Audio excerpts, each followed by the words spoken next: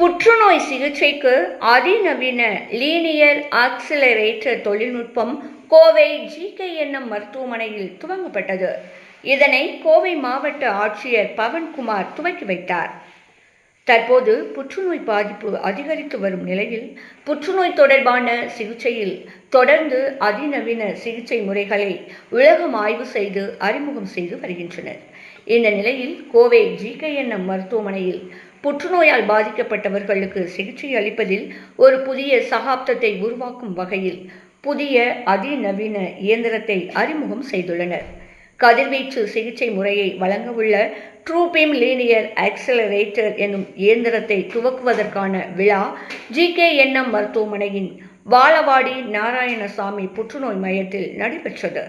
தென்னிந்தியாவில் முதன்மையான ஐடென்டிஃபை தொழில்நுட்பத்திலான இயந்திரத்தை கோவை மாவட்ட ஆட்சியர் பவன்குமார் கிரியப்பனவர் மற்றும் GKNM மருத்துவமனையின் தலைமை நிர்வாக அதிகாரி டாக்டர் ரகுபதி வேலுச்சாமி ஆகியோர் இந்த வசதியை அதிகாரப்பூர்வமாக திறந்து வைத்தனர்.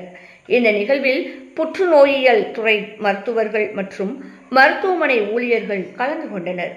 நவீன இயந்திரத்தின் செயல்பாடு குறித்து GKNM கதிர்வீச்சு புற்றுநோயியல் துறை தலைவர் டாக்டர் கார்த்திகா சிவபிரகாசம் கூறுகையில், SGRD-உடன் கூடிய ட்ரூபீம் லீனியர் ஆக்சிலரேட்டர் புற்றுநோய் சிகிச்சையில் ஒரு பெரிய முன்னேற்றத்தை குறிக்கிறது என்றும், இதர பாதுகாப்பான, மிகவும் துல்லியமான மற்றும் வசதியான சிகிச்சைகளை வழங்குகிறது என்றும், இந்த முறையில் வழங்கப்படும் சிகிச்சை நோயாளியின் மேற்பரப்பை தொடர்ந்து கண்காணிக்க கேமராக்கள் மற்றும் ஒரு ப்ராஜெக்டரை பயன்படுத்துவதால் கதிர்வீச்சு துல்லியமாக வழங்கப்படுவதை உறுதி செய்வதோடு சுற்றியுள்ள ஆரோக்கியமான திசுக்களுக்கு சேதம் ஏற்படுவதை குறைப்பதாக தெரிவித்தார் என்பது குறிப்பிடத்தக்கது. வணக்கம், நான் டாக்டர் கார்த்திகா, GKNM ஹாஸ்பிட்டலோட புற்றுநோய் கதிரியக்க சிகிச்சை துறை ஹெட். ஸோ இப்போ நாங்கள் இங்கே ஒரு லான்ச் பண்ணியிருக்கோம் புதுசாக. இதுக்கு பேர் லீனியர் ஆக்சிலரேட்டர் ட்ரூபீம் வித் ஹைப்பரார்க். இதில் ஒரு அட்வான்ஸ் டெக்னாலஜியும் இதோட ஆடப் பண்ணியிருக்கோம். அது என்னென்னா சர்ஃபேஸ் கைடட் ரேடியோ தெரப்பி, SGRTன்னு சொல்லக்கூடியது.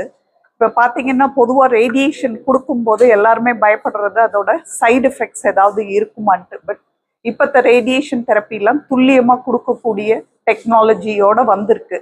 அதுலேயும் இது இன்னும் ஒரு அட்வான்ஸ்டு வெர்ஷன். துல்லியமாக கொடுக்கும்போது பேஷண்ட் நகராமல் இருக்கிறதுக்கு ஜென்ரலாக மாஸ்க் யூஸ் பண்ணுவோம், இல்லை மற்ற டிவைசஸ் யூஸ் பண்ணுவோம்.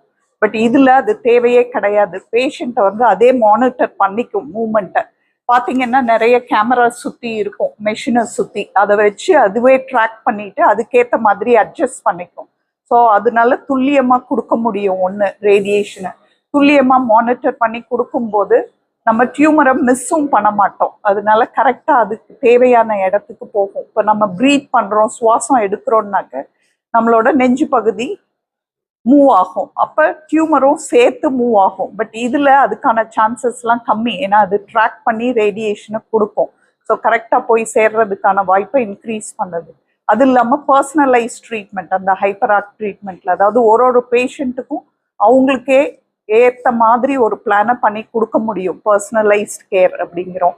ஸோ அது எல்லாமே இதில் பண்ணலாம். ஸோ இது ஒரு advanced version of radio therapy to increase the patient outcome.